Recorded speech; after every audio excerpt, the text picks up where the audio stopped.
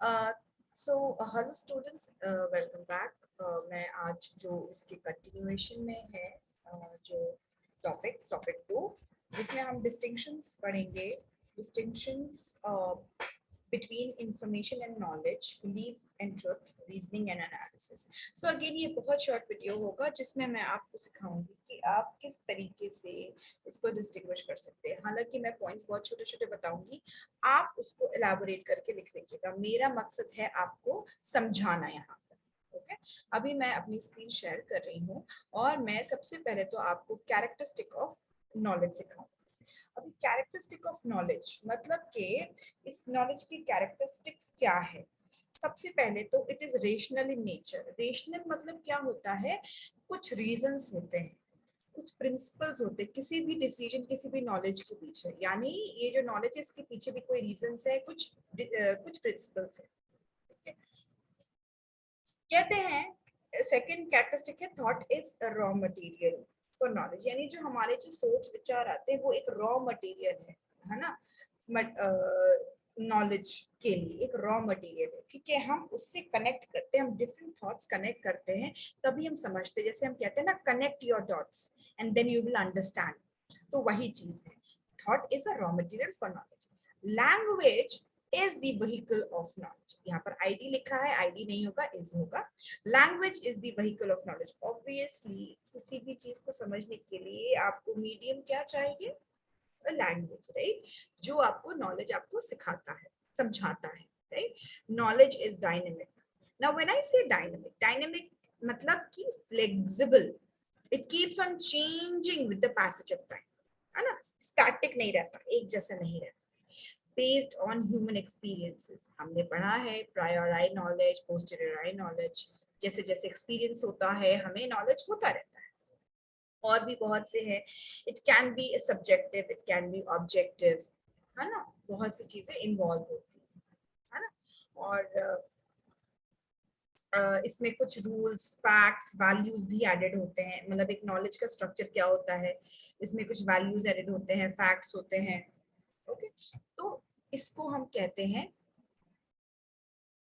ये कैरेक्टरिस्टिक्स होते हैं नॉलेज के। Okay, now once we go further, okay, सबसे पहले तो हम पढ़ेंगे डेफिनेशंस इंफॉर्मेशन एंड नॉलेज की। तो इंफॉर्मेशन के बारे में अगर मैं आपको बताऊं तो इंफॉर्मेशन क्या होता है, कुछ फैक्ट्स होते हैं कि जो किसी ने आपको दिए।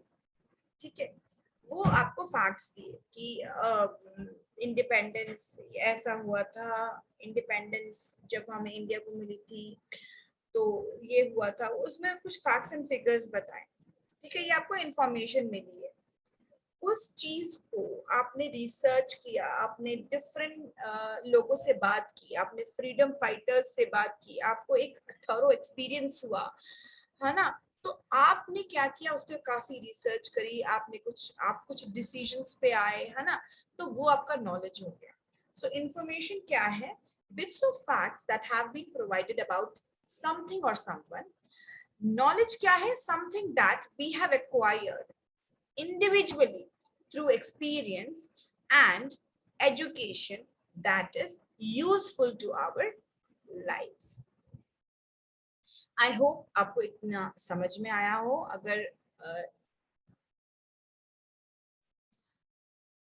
Distinction between information and knowledge, तो सबसे पहले याद रखिए जो अभी मैंने क्या बोला, कि जो इंफॉर्मेशन है वो किसी के द्वारा बताई जाती है, जिस something told by, told from data. कुछ डेटा होता है और वो डेटा से हमें कुछ उसमें ऐड ऑन करके हमें बताया जाता है।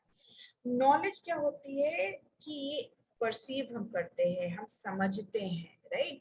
अभी अगर इंफॉर्मेशन की बात करें, हमने कोई क्वेश्चन पूछा तो हमें आंसर मिल गया, कि हमें इन्फॉर्म कर दिया गया।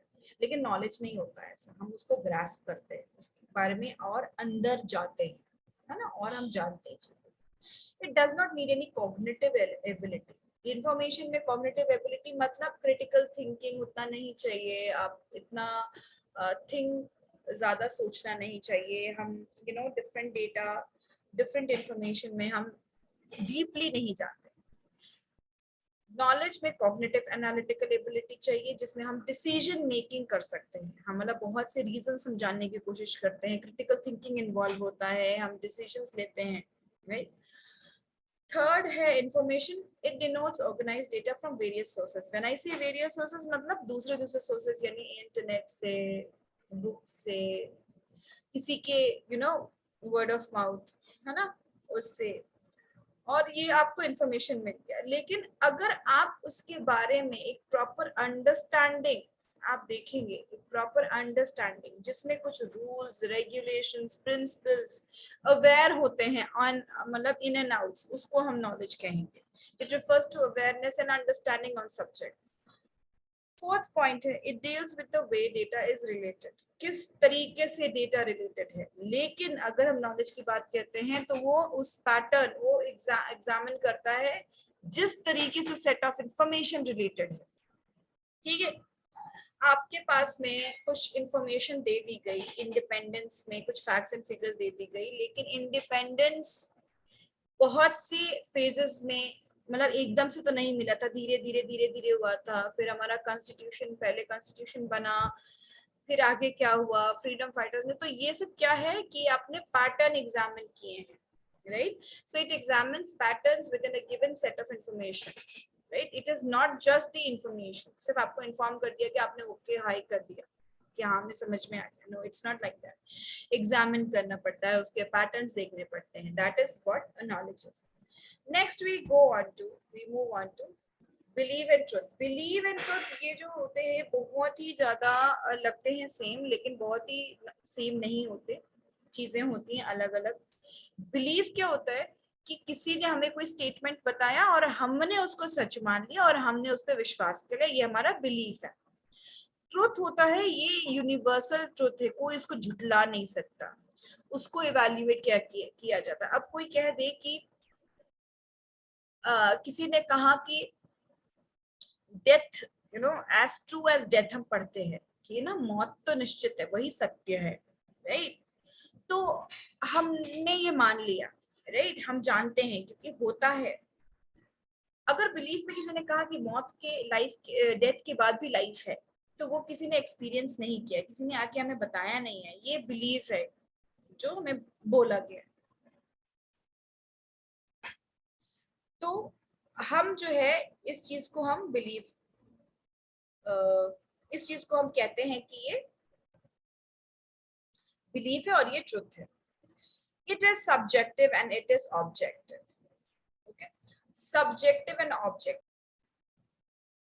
तो जब हम सब्जेक्टिव कहते हैं एंड ऑब्जेक्टिव कहते हैं, सब्जेक्टिव बिलीफ सब्जेक्टिव होता है, उसमें मतलब सब्जेक्टिव का मतलब क्या होता है, हम अपने कुछ असम्पशंस लेते हैं, हम कुछ एक्सेप्शंस लेते हैं, तब हम किसी भी चीज को हम मानते, तब हम विश्वास करते हैं।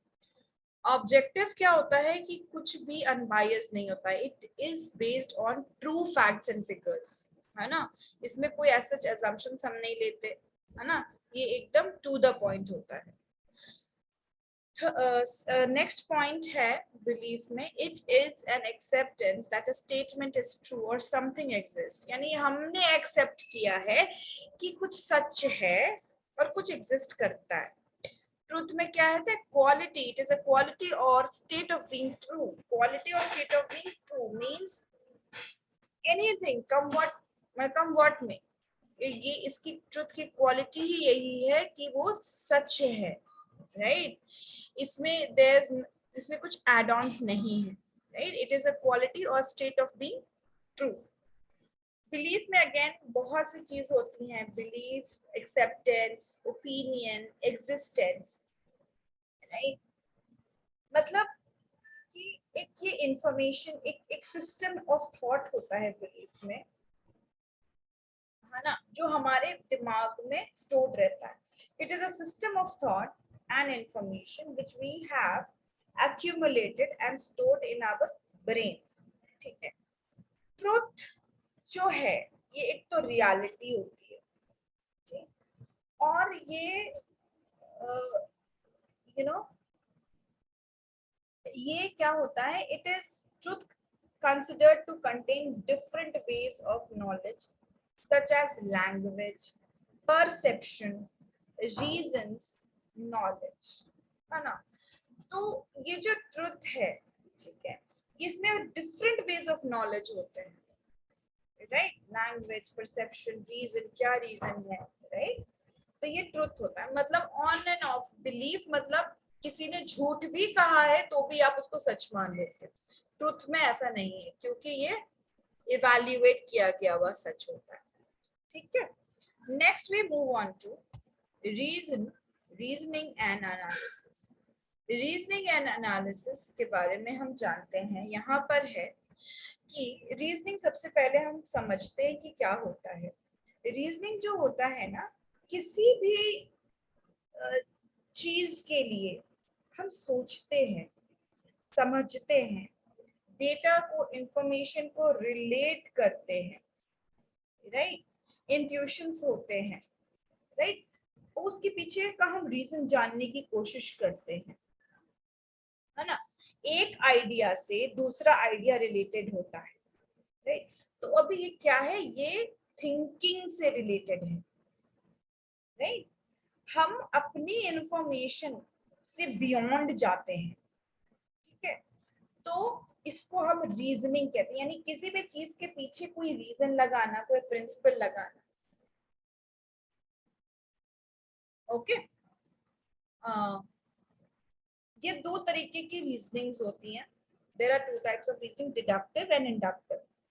डिडक्टिव क्या होता है कि हमें अलाउ करती है कंक्लूजन निकालने के लिए, that must hold given set of facts, उससे हम कंक्लूजन्स निकाल लेते हैं। इंडक्टिव रीजनिंग क्या होती है कि हम अपने कंक्लूजन्स को एक्सपैंड कर सकते हैं,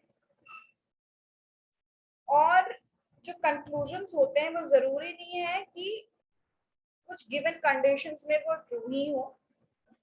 कैटेगरी बेस्ड इंडक्शंस होते हैं, ठीक है, और इनके मेंटल मॉडल्स होते हैं। यानी इंडक्टिव रीजनिंग में हम सिंपल से कॉम्प्लेक्स की तरफ जाते हैं, डिडक्टिव रीजनिंग में हम कॉम्प्लेक्स से सिंपल की तरफ जाते हैं, ठीक है। नेक्स्ट है आपका, it helps in developing the ability to solve problems by thinking. Exactly, आपकी ability to solve problems by thinking, आप reason जानने की कोशिश करते हो, you try to find out the reason behind, right?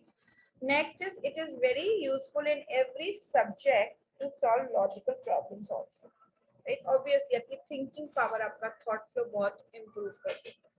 Analysis क्या होता है कि जब आप एक सिस्टमैटिक एग्जामिनेशन करते हैं और इवैल्यूएट करते हैं डेटा को, यानी ये सिर्फ थिंकिंग नहीं है, it is the evaluation also. इसमें 6 टाइप्स के होते हैं एनालिसिस। डिस्क्रिप्टिव मतलब आप किसी भी डेटा के फीचर को किस तरीके से आप डिस्क्राइब करते हैं। एक्सप्लोरेटरी एनालिसिस मतलब कोई ऐसा एनालिसिस किसी डेटा सेट्स के लिए आप कैसे एक्सप्लोर करते हैं किसी डेटा सेट को, मतलब उसकी प्रीवियस अननोन रिलेशनशिप्स या प्रीवियस इंफॉर्मेशन जानते हैं, यानी किसी भी चीज को आप एक्सप्लोर करते हैं, right. So an approach to analyzing data sets to find previously unknown relationship, ताकि हम फ्यूचर स्टडीज के बारे में जान सकें, यानी इसका पास जानने की कोशिश करना, so that you can find out the future.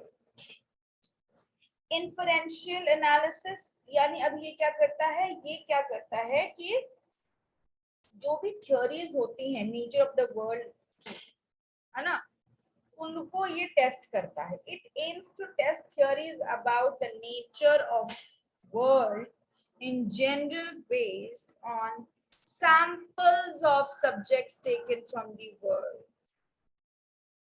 right?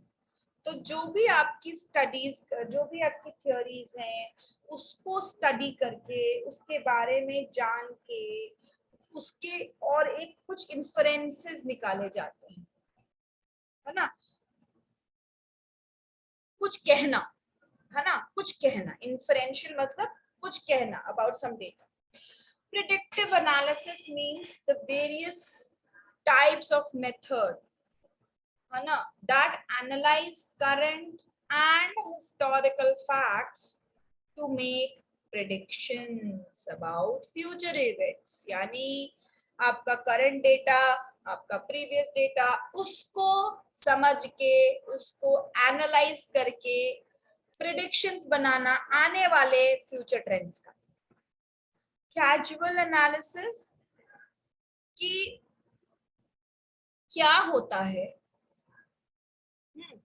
एक वेरिएबल को जब आप दूसरा वेरिएबल चेंज करते हैं, मतलब cause, right, causal, it's not casual, it's causal, sorry, right, cause पता करना, राइट। सो ये क्या होता है, एक वेरिएबल से दूसरे वेरिएबल पे क्या कॉज एंड इफेक्ट है, ठीक है, ये एनालाइज कर। मैकेनिस्टिक एनालिसिस, अभी यहाँ पर जब हम क्या समझते हैं, यहाँ पर हम समझते हैं it is to understand the exact changes in variables that lead to change in other variables for individual objects. Again, ये किस mechanism ये analyze करता है ना, of what changes in variables, है ना। एक वेरिएबल को चेंज करते हैं, दूसरा वेरिएबल चेंज होता है ना, it leads to the change of the other variables, किसके लिए, इंडिविजुअल ऑब्जेक्ट के लिए, राइट। सो ये मैकेनिज्म को एनालाइज करता है। अभी के लिए इतना ही, अभी हम नेक्स्ट टॉपिक फिर से कंटिन्यू करने जा रहे हैं। ओके, आई होप अगर आपको नहीं समझ में आया है, कुछ भी प्रॉब्लम है, you can share your views in the comments so that I can improve. Thank you so much.